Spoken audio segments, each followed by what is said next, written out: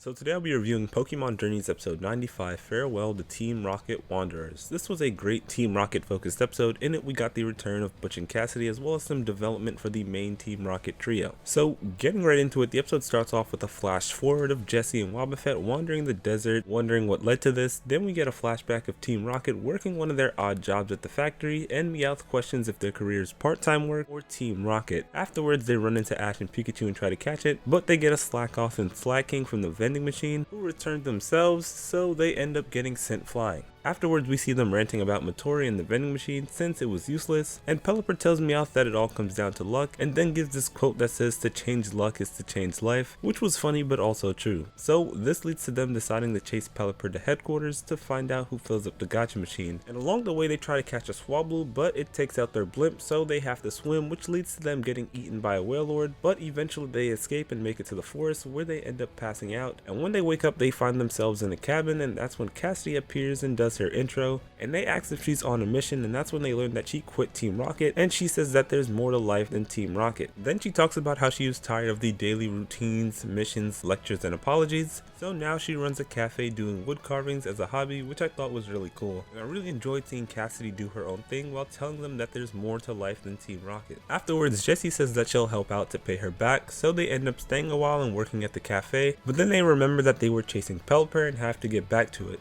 But James says that they have to say goodbye to Cassidy first since she took such good care of them, and that's when Jessie suggests that he should stay after noticing the two of them were getting along while carving those caps that he likes, and Meowth points out that he's never seen James look that happy before and says that there's more to life than Team Rocket. Then Jessie says that he's worked so hard for so long, and after a teary-eyed goodbye they both go their separate ways, and eventually Jessie and Meowth run into a bread store where Meowth sees a Meowth that looks just like Meowsy, and that's when Butch makes his appearance, and of course they get his name wrong, and Jessie says his backstory for him, which was hilarious, and like Cassidy he left Team Rocket for similar reasons, and once again they end up working for Butch to repay him, and this leads to Meowth doing what James did and staying behind with the Meowth that looks just like Meowsy, so Jessie ends up leaving alone with Wobbuffet, and as a parting gift Meowth gives her a blimp, but Swablu ends up popping it and they end up stranded in the desert like at the start of the episode. But eventually James and Meowth show back up as Jessie falls into a sand pit, and we learn that Cassidy kicked him out because Moripeka was eating all the food, and Meowth left because the Meowth he was with was already with a Persian who was running the town. So as they're trying to save Jessie they end up trapped too, but Pelipper saves them and leaves, and the episode ends with the trio using Pikachu's Thunderbolt to escape the desert by being sent flying.